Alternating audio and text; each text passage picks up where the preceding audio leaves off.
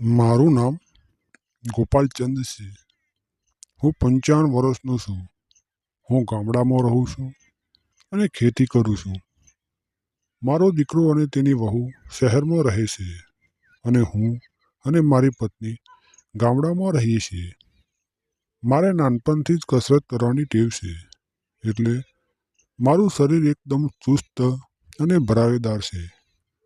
હું આ ઉંમરે પણ 30 વર્ષ જેવી ફિલિંગ થાય છે. એક દિવસની વાત છે. હું અને મારી પત્ની મારા ઘરે બપોરે જમવા બેઠા હતા. તેવા મારા દીકરાની વહુ શહેરમાંથી ઘરે આવી. મારી પત્નીએ પૂછ્યું, કેમ એકાએક આવવું પડ્યું? તો વહુએ કહ્યું કે તમારા દીકરાને કંપનીના કામથી બહાર જવાનું થયું. ઘરે હું એકલી હતી, એટલે થયું કે ગામડે સાસુ સસરાને મળતી આવું. પછી તે પણ જમવા બેસી ગઈ. હું જમીને ખેતરમાં જતો રહ્યો.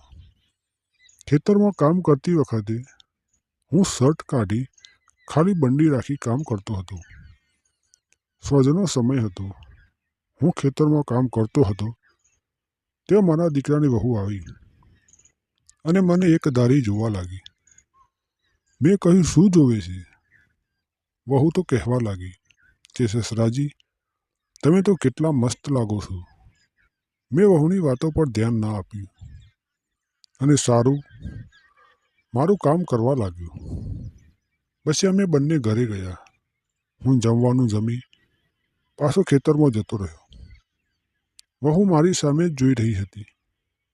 હું નીકળી ગયો ખેતરમાં જવા.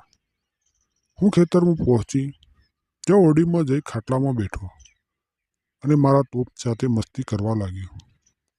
હું મારા કામમાં વ્યસ્ત હતો તે વહુ આવી શાંતાઈને મને જોઈ રહી હતી. એકાએક નજર મારી તેના પર પડી. હું શરમાઈ ગયો અને મારા તોપને હું સંતાડી દીધો. તે મારી પાસે આવી અને કહેવા લાગી કે હું રાત્રિનો નજારો જોવા આવી હતી. કેટલો મસ્ત છે નજારો. મેં કહ્યું, વહુ, તારે રાતે ખેતરમાં ના અવાય. તેને કહ્યું, તમે તો છો સસરાજી, પછી મને ડર શાનો? હું ખાટલામાંથી ઊભો થયો તો તેની નજર મારા તોપ પર પડી અને મને પૂછ્યું કે સસરાજી, આ શું છે? એમ કહી મારા તોપને પકડી લીધો. હું કંઈ બોલી શક્યો નહીં. પછી તો ના થવાનું થયું. મેં વહુને મારા તોપનો સ્વાદ ચખાડ્યો. મેં મારો તોપ તેની ગુફામાં જવા દીધો.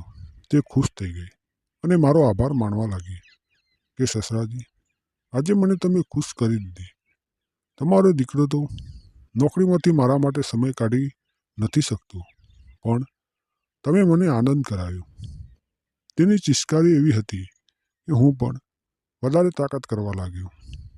આમ 20 મિનિટ કામ ચાલુ રહ્યું અને પછી મારો તોપ ટાઢો પડી ગયો અને રાતે અમે 3 વાર મસ્તી કરી. આમ જ્યારે પણ વહુ ગામડે આવતી, હું તેની સાથે મસ્તી કરતો. તો દોસ્તો, સ્ટોરી પસંદ આવી હોય તો એક લાઈક કરી સબસ્ક્રાઈબ કરવાનું ના ભૂલતા. ધન્યવાદ.